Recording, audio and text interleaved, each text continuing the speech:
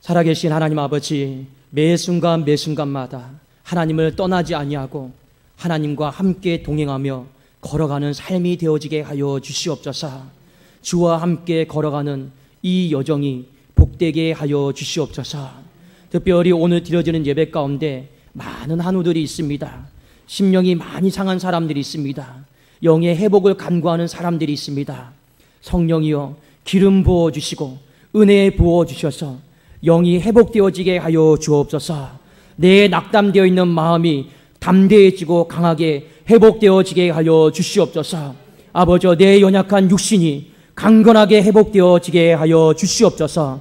그리함으로 3월달은 만물이 소생하는 달이다 하였사오니 우리의 인생도 다시금 겨울이 다 지나가고 힘있게 도약하는 복된 한 달 될 수 있도록 잘 준비할 수 있도록 은혜를 부어 주시옵소서. 예수 그리스도의 이름으로 기도드리옵나이다. 아멘.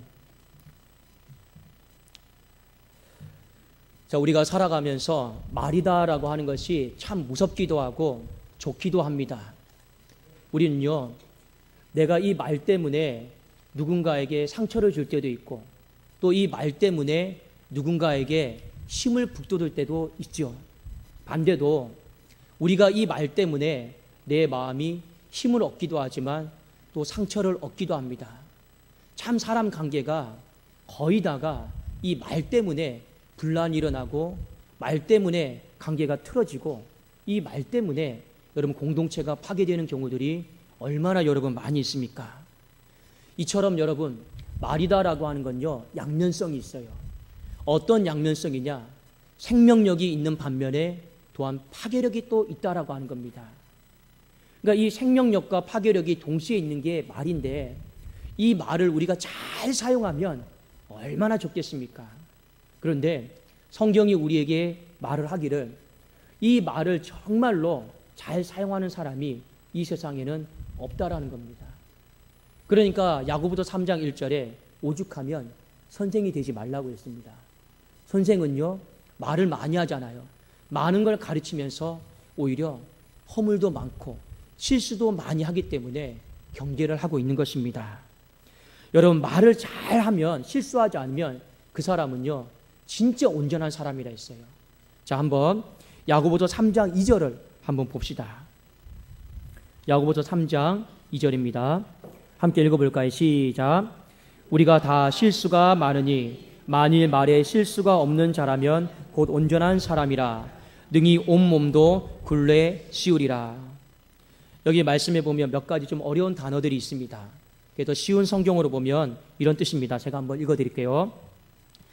우리는 모두 실수가 많은 사람들입니다. 말에 실수가 전혀 없는 사람이 있다면 그 사람은 완벽한 사람일 것입니다. 그런 사람은 자신의 몸 전체를 다스릴 수 있는 사람입니다.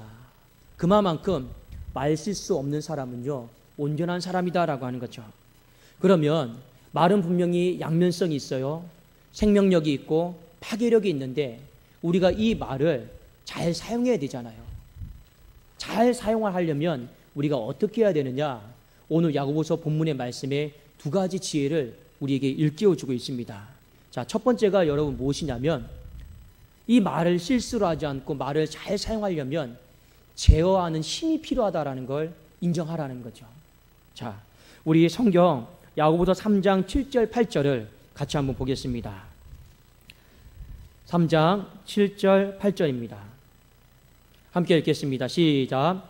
여러 종류의 짐승과 새와 벌레와 바다의 생물은 다 사람이 길들일 수 있고 길들여 왔거니와 혀는 능히 길들일 사람이 없나니 쉬지 아니하는 악이요 죽이는 독이 가득하니라. 이 세상에 있는 모든 자연 만물은요 인간이 다 길들일 수 있어요. 여러분, 길들인다라고 하는 건 어떤 의미냐? 휘어잡는다라는 거예요. 휘어잡을 수 있어요. 말도 휘어잡을 수 있어요. 짐승도 다 휘어잡을 수 있어요. 노력만 하면요. 그런데 성경이 우리에게 무엇을 말하느냐? 인간이 자연 만물은 다 휘어잡을 수 있다. 길들일 수 있다. 그런데 한 가지는 휘어잡지 못하고 길들이지 못한다.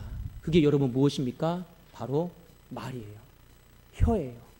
그래서 3장 8절에 보면 혀는 능히 길들일 사람이 없다. 그러니까 이 세상에 사는 인간 중에서 혀를 길들일 수 있는 사람은요, 아무도 없다라는 거예요. 그걸 우리에게 먼저 인정하라고 하는 것입니다. 내가 어디 가서 수련을 쌓아서 훈련을 받아서 내 혀를 길들일 수 있다. 천만의 말씀이에요. 길 못 들인다라는 겁니다. 휘어잡지 못한다라고 하는 걸요, 인정하라는 거예요. 마치 이것은 어떤 의미냐? 인간이 죄인이잖아요. 스스로의 힘과 능력으로 구원받을 수 없는 것처럼 이 혀도 말도 내 힘과 능력으로 내가 통제할 수 없다. 제어할 수 없다. 내가 휘어잡을 수 없다라고 하는 걸요, 하나님 앞에 두 손 두 발 들고 항복하는 마음으로 인정하라라고 하는 것입니다. 여러분, 왜 그러냐?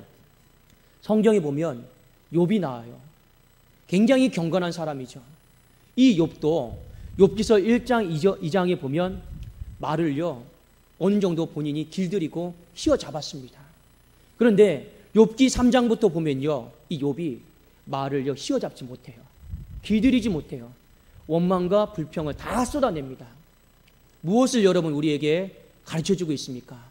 사람이요, 절대로 이 말을요, 혀를요, 길들일 수 없다라고 하는 것입니다. 아무리 경건한 사람이라 할지라도 그 길들이지를 못한다라고 하는 걸 성경이 우리에게 가르쳐주고 있는 거죠. 여러분, 왜 입술을, 혀를 못 길들이는지 아십니까? 이유가 있어요. 그 이유는 여러분 무엇이냐? 사람의 입술과 이 마음이요, 탯줄처럼 연결되어 있거든요. 그러니까 입 따로 마음 따로가 아니라 이 입술과 마음이요, 탯줄처럼 연결되어 있는 거예요. 결국엔 여러분 무엇이냐?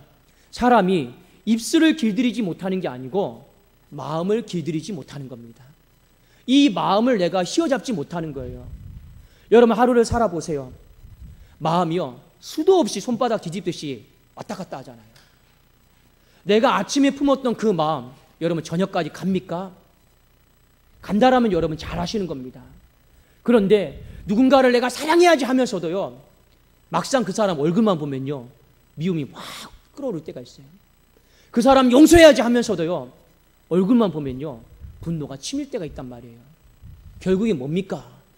마음을요, 다스리는 것이 내 힘과 능력으로 안 된다라고 하는 것입니다. 왜요? 이미 안 되기 때문에 성경은 누구를 찾으라 했습니까? 바로 하나님을 찾으라고 한 거예요. 자, 여러분 야고보서 말씀 한번 3장 9절, 10절, 11절 한번 봅시다. 이 말씀에 보면 사람은 절대로 이 말을 길들이지 못한다. 휘어잡지 못한다. 그것에 대해서 우리에게 분명하게 일깨워주고 있습니다. 야고보서 3장 9절, 10절, 11절입니다. 자, 우리 함께 읽어볼까요? 시작.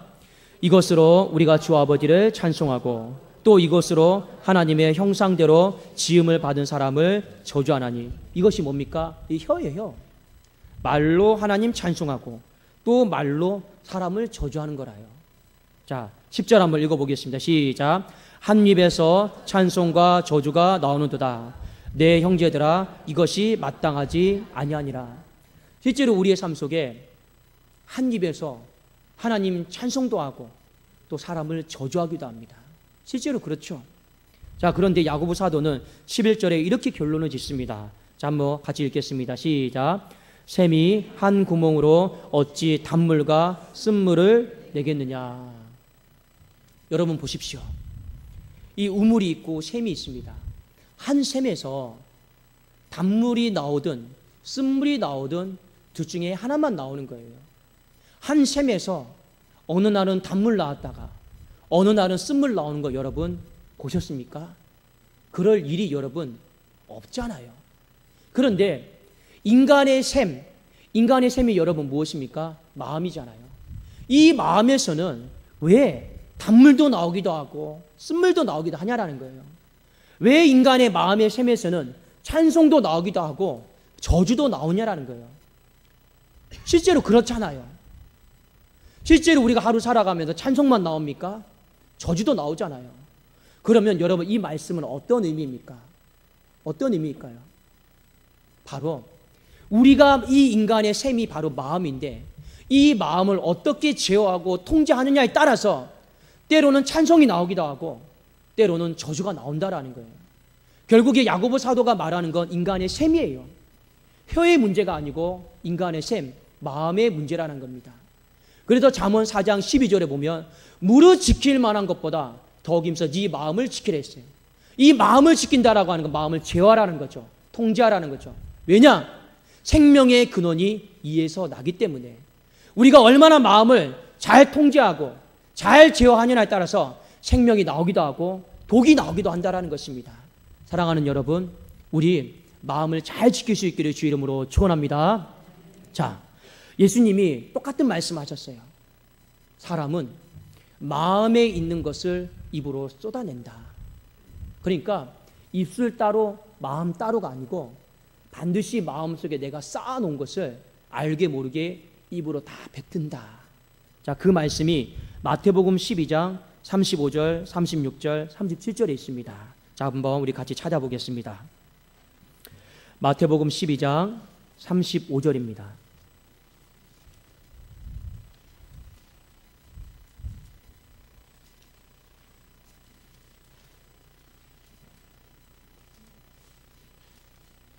자, 우리 35절 함께 읽겠습니다. 시작.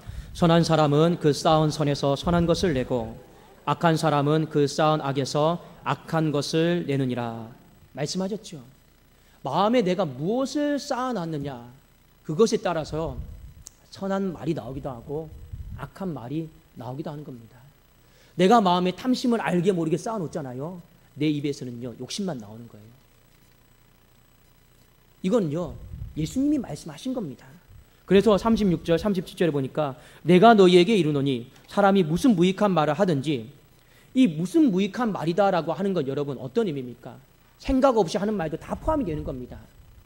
아이고 생각 없이 했는데, 아니에요. 주님은 어떻게 보십니까? 그 무익한 말조차도 네 마음속에서 쌓아놓은 거다. 그러니까 나중에 중심을 보시는 하나님께서 다 심판하신다라는 거예요.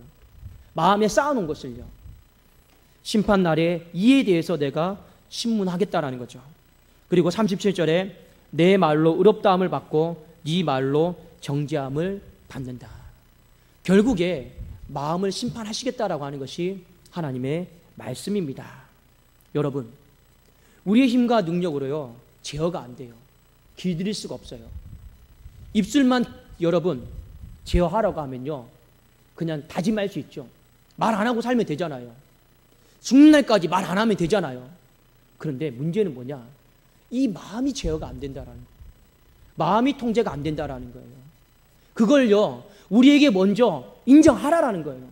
내 힘과 능력으로 내가 통제하고 다스릴 생각하지 말고 먼저 죄인이 스스로의 힘과 능력으로 구원받을 수 없는 것처럼 하나님, 내 마음, 내 입술, 내 힘과 능력으로 길들일 수 없고 휘어잡을 수 없음을 주님 앞에 인정합니다.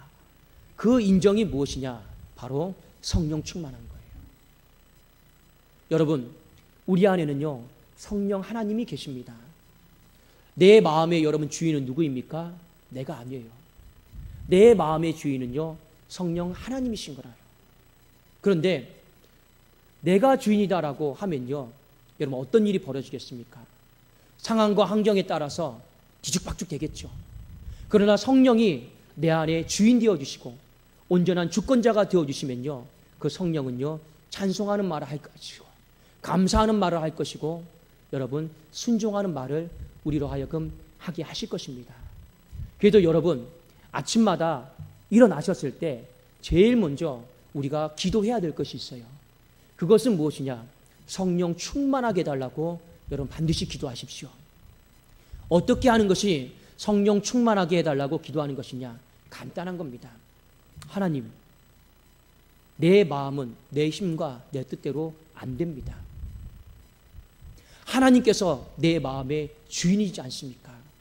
내 마음을 다스려 주십시오. 내 입술은 내 힘과 능력으로 절제가 안 됩니다. 성령 충만을 간구합니다. 내 입술도 혀도 사로잡아 주시옵소서. 그렇게 매일매일마다 아침마다요 내 마음의 주권을요 성령 하나님께 양도해 드리라는 겁니다. 성령 충만을 받으라고 하는 건요 매일 받으라고 하는 거예요. 명령이에요. 그거는요 해도 되고 안 해도 되고 그런 게 아니에요. 성경에 보면 그거는요, 명령이고 매일매일 하나님 앞에 간구해야 되는 기도다라는 것을 우리에게 가르쳐주고 있습니다. 실제로 우리가 성령 충만하게 되면 성령께서 우리의 혀를 사로잡아요. 어떻게 사로잡는가? 자, 한번 우리 에베소서 5장 18절 한번 같이 한번 보겠습니다. 에베소서 5장 18절에서 21절에 보면 성령 충만하게 되면 성령이 내 마음과 혀를 길들이세요. 휘어잡으세요. 그래서 반드시 이런 세 가지 말이 나오게 하신다라는 겁니다. 여러분, 이 세 가지 말이 어떤 말인가? 나는 과연 그런 말을 하고 살고 있는가? 그것을 한번 우리가 좀 살펴볼 수 있기를 원합니다. 에베소서 5장 18절입니다. 같이 읽겠습니다. 시작. 술 취하지 말라. 이는 방탕한 것이니 오직 성령으로 충만함을 받으라. 그렇게 되면 자 19절 읽겠습니다. 시작. 시와 찬송과 신령한 노래들로 서로 화답하며 너희의 마음으로 주께 노래하며 찬송하며. 성령 충만하게 되면 가장 먼저 내 입술이 뭐로 바뀝니까? 하나님을 찬송하는 입술로 바뀌어요. 반면에 우리가 성령 충만하지 못하면 나를 자랑하고 드러내는 말로 바뀌겠죠. 그러나 성령 충만하게 되면 하나님이 하셨습니다. 다 하나님 덕분입니다. 하나님 영광 받아주시옵소서. 이게 성령 충만한 입술이에요. 자, 그 다음에 20절 한번 읽겠습니다. 시작. 범사에 우리 주 예수 그리스도의 이름으로 항상 아버지 하나님께 감사하며. 성령 충만하게 되면 감사의 입술로 바뀌게 되어 있어요. 어이구 이 왼수, 네가 내 새끼 맞아? 어이구, 이게 아니고 여러분 성령 충만하게 되면 어떻게 됩니까? 감사로 바뀌게 되는 거예요. 그래도 감사, 그래도 감사하다. 자꾸 이렇게 바뀌게 되는 거예요.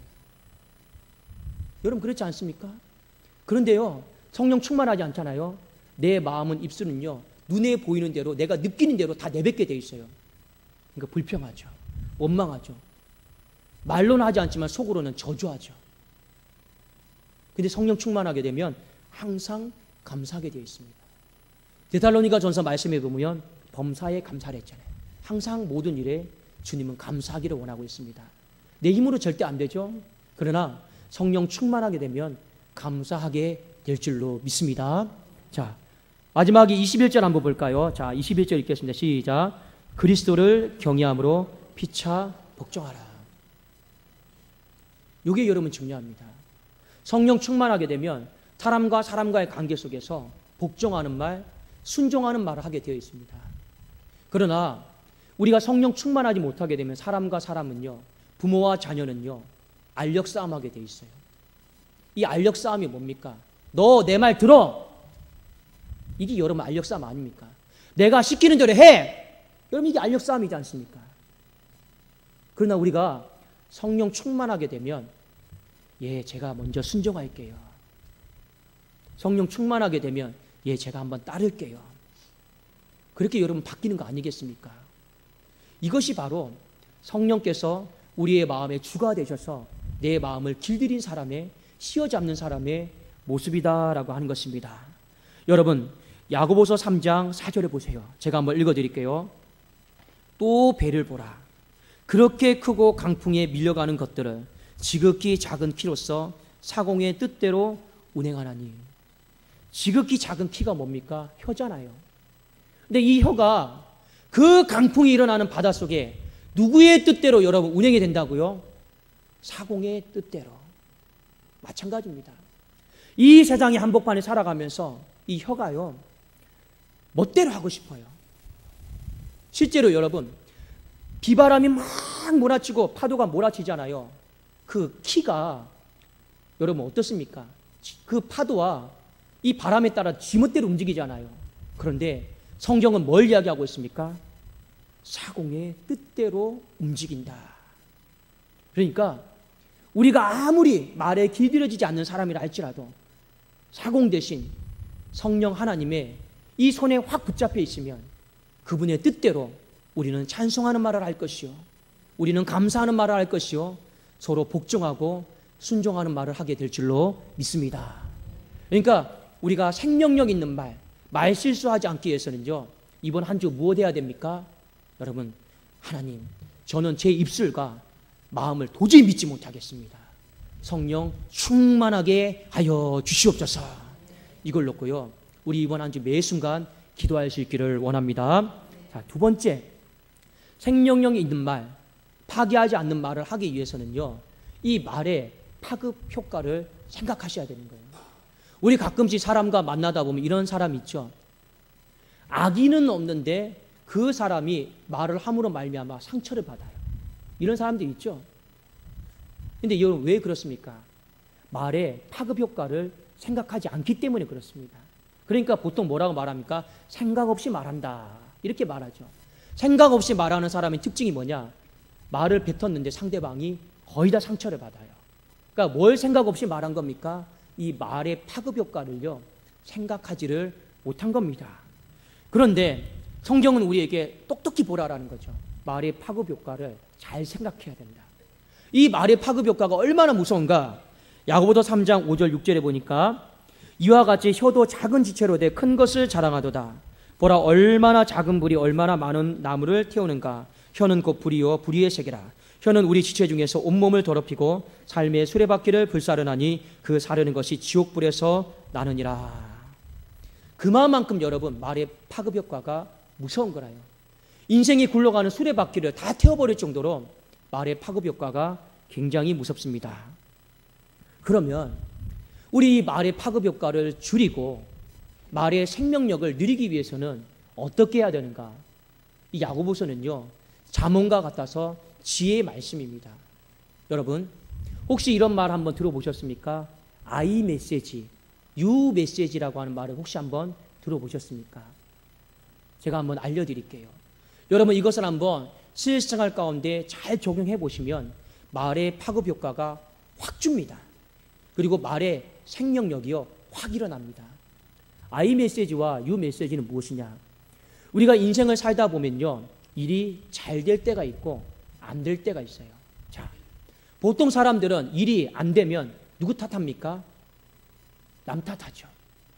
그렇지 않습니까? 저도 일이 잘 안 되면요, 집사람 탓해요. 당신 만나서 내가 이래. 이런 말들이요, 가끔씩 불쑥불쑥 나와요. 사람이요, 이상하게 남 탓을요 잘해요. 근데요, 일이 잘 됐을 때 있잖아요. 그럼 우리는 보통 어떻게 합니까? 나 때문에 그래. 또 이렇게 해요. 참 사람이 간사하죠. 그래도 제가 집사람하고 서로 대화를 하다 보면 어떤 일이 잘 되었을 때 집사람이 저한테 이런 말 합니다. 당신 나 잘 만난 줄 알아. 이 말을 하면요, 그걸 잘 받아들이면 좋은데, 뭘 당신이 나 잘 만난 줄 알아. 또 이렇게 말을요 대받아쳐요. 또 참 여러분, 목사가요 많이 부족합니다. 자, I 메시지와 you 메시지는 무엇이냐? 일이 먼저 안 됐을 때가 있어요. 안 됐을 때는 당신 때문에 그래, 당신 탓이야, 이러는 게 아니고, 많이 일이 안 됐을 때는 I 메시지를 쓰는 거예요. 내가 기도가 부족해서 그래요. 내가 당신을 위해서 많이 기도하지 못한 것 때문에 이렇게 됐나 봅니다. 그러니까 나쁜 거는요 다 I 메시지, 나로 돌리는 거예요. 우리 찬양대가 찬양을 했어요. 자, 만일 오늘 누가 좀 노래를 중간에 실수하고 못했지 않습니까? 그러면 예를 들면 어떻게 합니까? 지휘자가 왜 그랬습니까? 왜 연습 안 했습니까? 이러면요 안 되는 거라요. 어떻게 합니까? I 메시지 하는 거예요. 제가 여러분을 위해서 한 주 동안 많이 기도하지 못했습니다. 미안합니다. 죄송합니다. 다음 한 주는 여러분을 위해서 제가 더 많이 기도하고 준비하고 오겠습니다. 이게 여러분 I 메시지예요. 여기에 여러분 말의 파급력이, 파괴력이 없어지고 생명력이 살아나잖아요. 반대로 좋은 일이 생겼습니다. 그때는 여러분 어떻게 해야 되냐? 나 때문에 이렇게 하면 안 되는 거예요. 좋은 일이 생기면요 무조건 you 메시지입니다. 당신 덕분이야. 당신 잘 만나서 그래. 당신 때문에 이렇게 잘 됐어. 그렇게 하는 거예요. 근데 좋은 일 있을 때 you 메시지를 나에게 쓰면 안 돼요. I 메시지를 나에게 쓰면 안 된다라는 거예요. 내가 잘해서 그래. 내가 얼마나 기도했는데, 내가 얼마나 헌신했는데. 여러분, 그렇게 하면 안 된다라는 겁니다. 말은 맞아도요 그 말 속에는 생명력은 다 없어지고 파괴력만 생기기 때문에 그렇습니다. 자, 여러분, 이것이요 세상의 지혜가 아닙니다. 성경의 지혜예요. 성경에 여러분 고린도전서 13장 4절 5절에 보면 사랑은 무엇인가 이것에 대해 나와 있습니다. 우리 한번 같이 찾아볼까요? 고린도전서 13장 4절 5절입니다.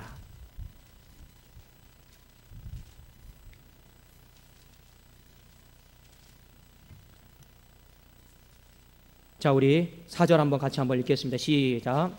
사랑은 오래 참고 사랑은 온유하며 시기하지 아니하며 사랑은 자랑하지 아니하며 교만하지 아니하며 무례히 행하지 아니하며 자기의 유익을 구하지 아니하며. 자, 여러분, 사랑에 많은 속성이 있어요. 열매가 있어요. 그 중에 우리가 한 가지 주목해야 되는 것은 무엇이냐? 사랑은 절대로 나의 유익을 구하지 않는다라는 겁니다. 그러니까 사랑의 기준은 여러분 뭡니까? 내가 아니에요. 사랑의 기준은요, 타인이고 상대방인 거예요. 그러니까 우리가 어떤 일이 잘 되었을 때는 어떻게 해야 됩니까? 기준이 누굽니까? 바로 상대방이 되어야 되는 거예요. 제가 많이 목회를 하다가 목회가 부흥하고 잘 되었습니다. 자, 정말 목회자가 성도를 사랑한다라면 어떻게 해야 됩니까? 내가 얼마나 여러분을 위해서 새벽마다 기도하는데요, 전도하는데요, 제가 노력하는데요, 이거는요 빵점이에요. 빵점. 사랑이 없는 거예요. 어떻게 해야 됩니까? 다 우리 성도님들이 피땀 흘려서 헌금하시고, 우리 성도님들이 다 도와주시고, 우리 성도님들이 다 봉사해 주시고, 그래서 제가 이렇게 목회를 잘할 수 있습니다. 여러분, 이게 사랑 아니겠습니까? 여러분, 사랑은요 나에게 공을 돌리는 게 아니에요. 나쁜 것도 여러분 마찬가지입니다. 나쁜 건요 다 갖기 싫어하잖아요. 그러면요 사랑은 내가 갖기 싫은 거 다른 사람도 갖기 싫지 않겠습니까? 그러면 우리는 어떻게 해야 됩니까? 그러면요 내가 갖고 있으려고 해요. 그 사람에게 더러운 것을 묻히지 않으려고 해야 되는 것이 바로 사랑이다라고 하는 겁니다. 그래서 여러분, 이번 한 주를 여러분이 살아가시면서 이 말의 파괴력을 줄여야 돼요. 생명력을 늘려야 되잖아요. 어떻게 해야 됩니까? 나쁜 일은요 남 탓하면 안 되고 아이 메시지, 좋은 일은요 여러분 나에게 공을 돌리지 마시고 바로 당신 덕분입니다. 그래도 미국 사람들이 가장 잘하는 말이 뭔지 아십니까? 땡큐예요. 땡큐. 당신 덕분입니다. 당신 덕분입니다. 그 사람들은요 본인들이 돈을 내고 물건을 사도 뭐라고 합니까? 땡큐래요. 이상하죠? 내 돈 내고 내가 사는데 왜 땡큐입니까? 그런데 그 근본 습성 안에 뭐가 있느냐? 당신 덕분입니다. 이런 마음이 있다라고 하는 겁니다. 여러분, 이 모든 것들이요 한 번에 훈련되는 것은 아닙니다. 어떻게 야생마가 단 하루 만에 준마로 이렇게 명마로 바뀌겠습니까? 그러나 우리는요 하나님께서 이 말에 대해서 어떤 것에 대해서 훈련받기를 원하는지 오늘 우리에게 두 가지 지혜를 가르쳐 주셨잖아요. 그럼 우리는 성령 충만해야 되고, 또 우리는요 사랑이다라고 하는 관점 속에서 서로 말을 써야 된다라고 하는 겁니다. 이 두 가지를 우리가 명심하지 못하면요 우리는요 알게 모르게 내 입속에서 파괴하는 말, 무너뜨리는 말만 자꾸만 나올 것입니다. 근데 여러분, 파괴하는 말, 무너뜨리는 말만 자꾸 내 입술 가운데 습관적으로 나온다고 해서 말 안 하고 살 수 없지 않아요. 성경은 오히려 우리에게 생명을 살리는 말, 아름다운 말 얼마나 많이 있는지 우리에게 가르쳐주고 있습니다. 제가 한 두 구절만 여러분들에게 한번 소개시켜 줄게요. 자, 어디냐면 역대상 19장 13절입니다. 여러분 집에 가셔서 한번 꼭 찾아보십시오. 역대상 19장 13절 제가 한번 읽겠습니다. 너는 힘을 내라. 우리가 우리 백성과 우리 하나님의 성읍들에 위하여 힘을 내자. 여호와께서 선히 여기시는 대로 행하시기를 원하노라 하고. 어렵고 힘들 때 돈도 없고 아무것도 없어요. 그 사람을 도와줄 아무 방책도 없습니다. 그런데 이렇게 말하죠. 말로 우리 힘내자. 우리 힘내자. 그런데 이 말로 힘내자 했는데 하나님이요 도와주시더라라는 거예요. 한 구절 더 볼까요? 역대하 32장 6절에 보면 히스기야가 통치하고 있던 시대에 아수르가 쳐들어왔습니다. 히스기야는요 이길 힘이 없어요. 싸울 힘도 없어요. 이 상황을 타개할 방법이 없어요. 그런데 히스기야가 말을 합니다. 말을. 자, 제가 한번 읽어드리겠습니다. 역대하 32장 6절입니다. 군대의 지휘관들을 세워 백성을 거느리게 하고 성문 광장에서 자기 앞에 무리를 모으고 말로 이루하여 이르되, 말로 이랬어요. 뭐라고 했습니까? 너희는 마음을 강하게 하며 담대히 하고 아수르 왕과 그를 따르는 온 무리로 말미암아 두려워하지 말며 놀라지 말라. 우리와 함께 하시는 이가 그와 함께하는 자보다 크다. 하나님은요, 이 말의 이로를 보면서 생명력이 있는 말을 통해서요, 히스기야로 하여금 이기게 하시고 승리하게 하셨습니다. 그래도 여러분, 아무리 우리 인생이 망해가고 기쁜 수렁 가운데 빠진다 할지라도 우리 어떻게 해야 됩니까? 우리는요, 말로 이루어할 수 있는 사람 되기를 주의 이름으로 축원합니다. 어제 어떤 한 분이 저에게 연락이 왔어요. 목사님, 기도 좀 해주세요. 왜요? 제 남편이 중환자실에 누웠는데 이제 곧 운명할 것 같습니다. 그 연락이 왔거든요. 그런데 여차여차 다 들어보니까요, 이제 손을 쓸 수가 없어요. 폐 쪽에 여러분 너무 심하게 다 망가져서 손을 쓸 수가 없는 거라요. 그런데 이 아내 되시는 분이 그래도 마지막에 제가 생각이 났대요. 우리 교회 성도는 아닙니다. 그런데 왜 생각이 났을까요? 기도해달라고 했죠. 듣고 보니까 인간의 방법은 아무것도 없어요. 그럼 목사가 뭐라고 합니까? 예, 권사님, 그냥 천국 갈 준비 우리 잘해야 될 것 같습니다. 이렇게 말합니까? 전 그렇게 말 못해요. 어떻게 말해야 됩니까? 제가 기도해 줬어요. 하나님, 이 생명을 살려주세요. 하나님, 이 생명을 살려주세요. 여러분, 그렇게 말해야 되는 거 아니겠습니까? 뻔히 눈에 봤는데 다 죽는 거 보여요. 그래도 여러분, 목사는 뭐라고 말해야 됩니까? 말로 위로해야 되는 거예요. 히스기야의 상황도 똑같습니다. 절망이고 패배고 답이 나오지 않지만 말로 위로했을 때 하나님이 어떻게 하십니까? 그것을 보시고 하나님은요, 건지시고 하나님은 이렇게 세워주신 줄로 믿습니다. 우리 안에 생명력 있는 말을요, 많이 해야 되는 것입니다. 제가 예전에 군대에 있을 때 한 병사가 전역을 하면서 저에게 이런 말을 했습니다. 목사님, 떠나기 전에 제가 군에서 있었던 일 한 가지를 말씀드릴게요. 좀 바로 잡아줬으면 좋겠습니다. 뭐냐? 자기가 이등병 때 어떤 선임이요, 화장실에 끌고 가서 자기를 폭력을 휘둘렸대요. 몰랐거든요. 그런데 이 병사가 뭐라고 하느냐? 목사님, 맞은 거는요, 솔직히 말해서 숨어가지고 계란 몇 번 문지르면 1주, 2주 지나면 다 없어진다. 그런데 그 선임이 말로 내 부모를 욕하고 말로 나에게 모욕감을 주고, 그건요, 제대하는 이날까지 견딜 수가 없습니다. 그래서 저에게 이 말을 한 이유가 뭐냐? 더 이상 그런 병사들이 발생하지 않도록 저보고 좀 관심을 가져다 달라라는 것이었습니다. 참 그 말을 듣고요, 마음이 아팠습니다. 군대 생활이 힘든 게 아니고 서로 관계 속에 말 때문에 힘든 거예요.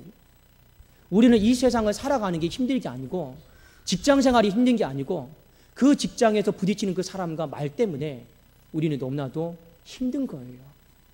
그런데 오늘 하나님이 우리에게 요구하시는 메시지가 여러분 무엇입니까? 말은 분명히 양면성이 있다. 그러나 우리 믿음의 사람들은 파괴하는 말 하지 말고 생명력이 있는 말 어떻게든지 만들어가야 된다. 그 만들어갈 수 있는 방법이 무엇인지 오늘 말씀을 통해 우리에게 가르쳐 준 것입니다. 여러분, 우리 이번 한 주 성령 충만하기를 주 이름으로 축원합니다. 우리 마음속에 사랑하는 마음 더 쌓기를 주님의 이름으로 축원합니다. 기도하겠습니다. 살아계신 하나님 아버지, 감사합니다. 하나님, 이 말과 마음은 우리의 힘과 능력으로 못 길들입니다. 휘어잡지 못합니다. 성령이 우리의 마음 가운데 역사하셔서 충만케 하여 주셔서 우리의 마음과 입술을 다스려 주시옵소서. 우리가 상대방을 향해서 저주를 쌓지 않게 하시고 악을 쌓지 않게 하시고 미움을 쌓지 않게 하시고 사랑을 쌓음으로 말미암아 하나님, 잘된 것은 당신 덕분이요 못된 것은 내 탓입니다라고 고백하는 주의 백성들 되게 하여 주시옵소서. 예수 그리스도의 이름으로 기도드리옵나이다.